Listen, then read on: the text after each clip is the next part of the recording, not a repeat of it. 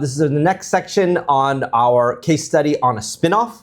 We've already discussed the timeline. We've already discussed our due diligence. In the previous section, we also discussed a very specific governance challenge.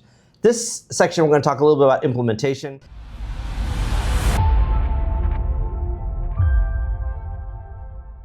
When we talked about due diligence, the headline there was Active Directory. But what other sort of apps or services did you have to factor into the spinoff? Yeah, so one thing we realized very quickly is one of the sites was kind of self-contained. Their ERP program ran in their office, nobody else accessed it, and they were a much smaller site. They were maybe 50, 70 users.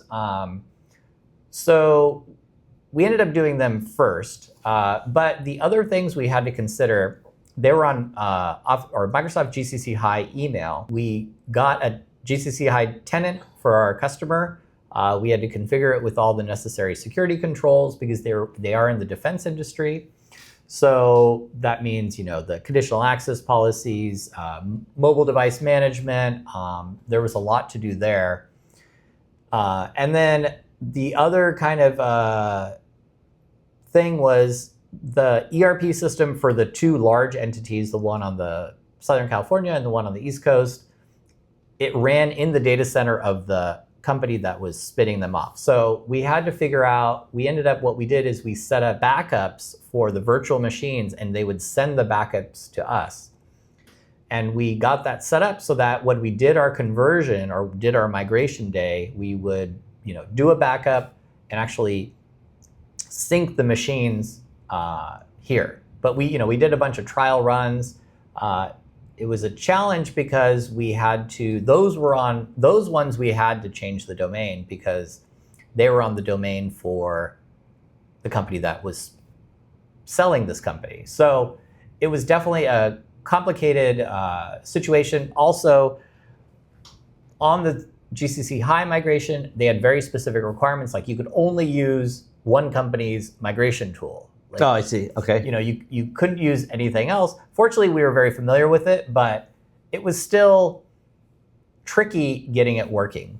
Okay, got it. So ERP for one of the companies is pretty straightforward. Hosted locally, just cut it over. Right. No connection. The other two entities with the more employees, that was connected to the data center. And so of the company that they were spinning off from. Correct.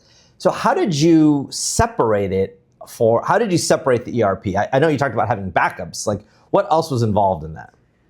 Yeah, honestly, that was a lot of the challenge because the business needs to run and, getting it where we could find that window to turn off their ERP while we synchronized it, got it up and running in the current site, testing it, making sure everything worked. That was really what took a long time because we did the kind of the self-contained company, the smaller site in May, and we ended up doing the larger two sites in August.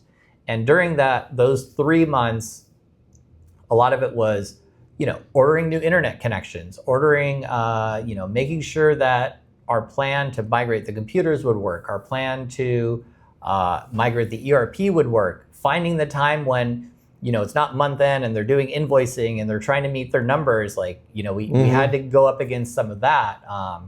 There was also things like phones, like the selling company had their phone system or provided the PRI line. So we had to get those numbers ported. So I can't even think of the number of things that we had to kind of think about to make sure that, when the split happened, the new company could function and continue conducting business as they were the previous week. So the ERP sounds like the biggest challenge. Was the tenant-to-tenant migration of their Microsoft environment as challenging, or in relation to the ERP, was that pretty straightforward? Well, it was challenging because of the number of mailboxes and OneDrive and the amount of data. Okay. What we found was once you're migrating, Microsoft puts limits on how much data you can transfer out.